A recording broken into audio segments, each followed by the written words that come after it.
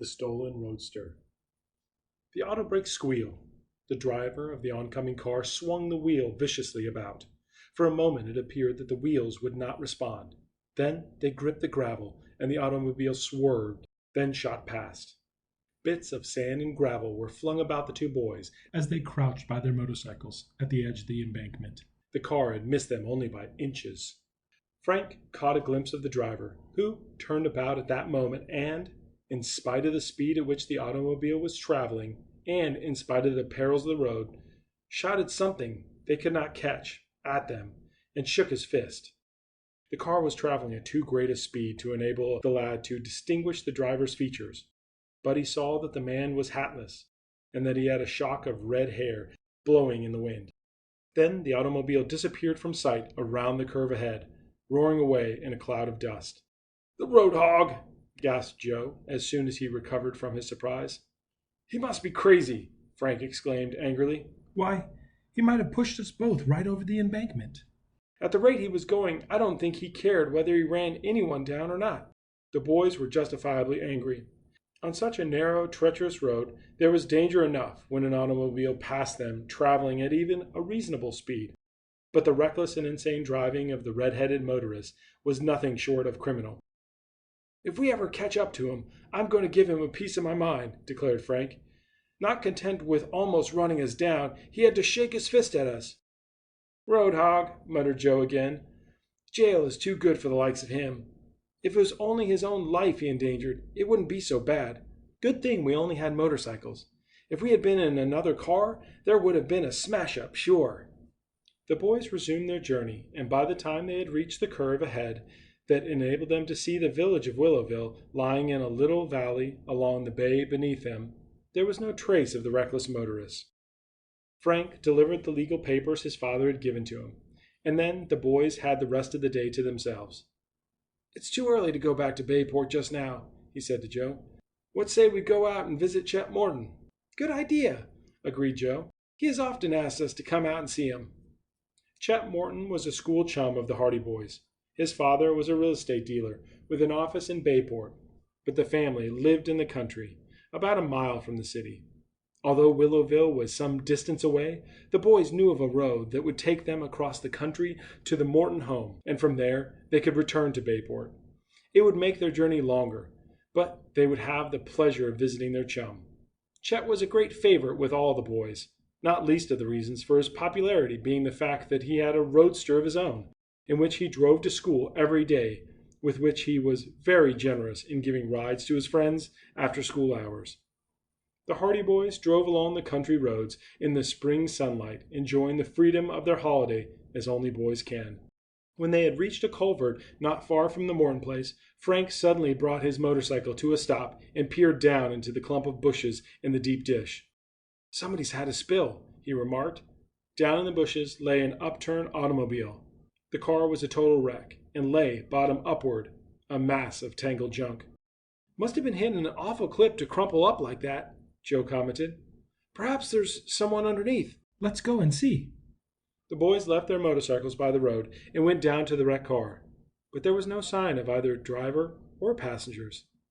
"If anyone was hurt, they've been taken away by now. Probably this wreck is a day or so old," said Frank. "Let's go. We can't do any good here." They left the wreckage and returned to the road again, resuming their journey.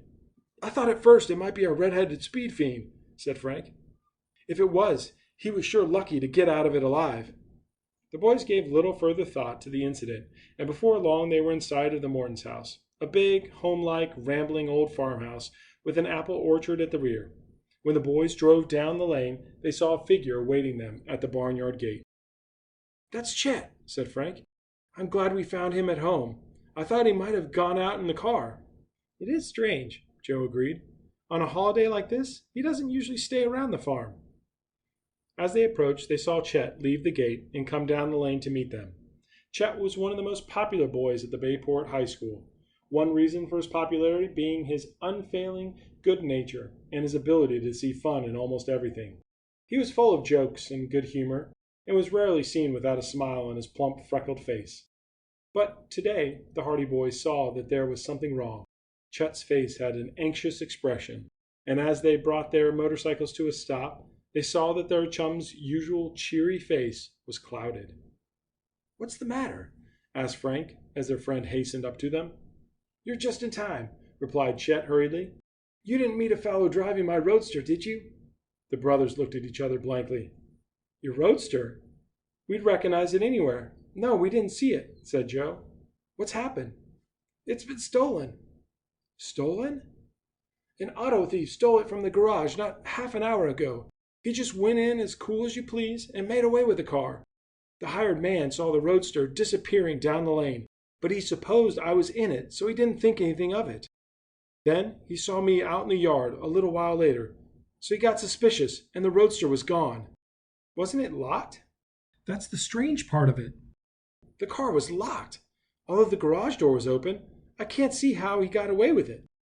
"A professional job," commented Frank. "These auto thieves always carry scores of keys with them. But we're losing time here. The only thing is to set out in pursuit and to notify the police. The hired man didn't see which way the fellow went, did he?" "No. There's only the one road, and we didn't meet him, so he must have taken the turning to the right at the end of the lane." "We'll chase him," said Joe. "Climb onto my bike, Chet." We'll get the thief yet. "Wait a minute," cried Frank suddenly. "I have an idea. Joe, do you remember that car we saw wrecked in the bushes?" "Sure." Perhaps the driver stole the first automobile he could lay his hands on after the wreck. "What wreck was that?" asked Chet. The Hardy boys told him the wrecked car they had found by the roadside. It had occurred to Frank that perhaps the smash-up Might have occurred just a short while before. and that the driver of the wrecked car had resumed his interrupted journey in a stolen automobile. "It sounds reasonable," said Chet. "Let's go take a look at this wreck. We can get the license number, and that may help us find the name of the owner." The motorcycles roared as the three chums set out back along the road toward the place where the upturned automobile had been seen among the bushes. The boys lost no time in reaching the place, for they realized that every second was precious, and that the longer they delayed, the greater the advantage of the car thief. The car had not been disturbed, and apparently no one had been near it since the boys had discovered the wreck. They parked their motorcycles by the roadside and again went down into the bushes to examine the wrecked car. To their disappointment, the car bore no license plate. "That looks suspicious," said Frank. "It's more than suspicious," said Joe, who had withdrawn a little to one side and was examining the automobile from the rear. "Don't you remember seeing this car before, Frank?" "It didn't occur to me until you mentioned the matter of the license plates. I have been wondering if this isn't the same car that passed us on the shore road at the curve," replied Frank slowly. "It is the same car. There's no doubt of it in my mind. It didn't have a license plate. I noticed at the time, for I wanted to get the fellow's number. And it was a touring car of the same make as this." "You're right, Joe. There's no mistake. The red-headed driver came to grief in the ditch, just as we said he would. And then he went on to the nearest farmhouse, which happened to be Chet's place, and stole the first car he saw. The busted car was the one the fellow was running who nearly sent us over the cliff," Joe declared. "And it's 10 chances to 1 that he's the fellow who stole Chet's roadster. And he's red-headed. We have those clues anyway." "And he went on past our farmhouse instead of turning back the way he came?" cried Chet. "Come on, fellows. Let's get after him. There was only a little bit of gas in the roadster anyway. Perhaps he's stalled by this time." Thrilling with the excitement of a chase, the boys clambered back onto the motorcycle, and within a few moments a cloud of dust rose from the road as the Hardy boys and Chet Morton set out in swift pursuit of the red-headed automobile thief. End of chapter 2.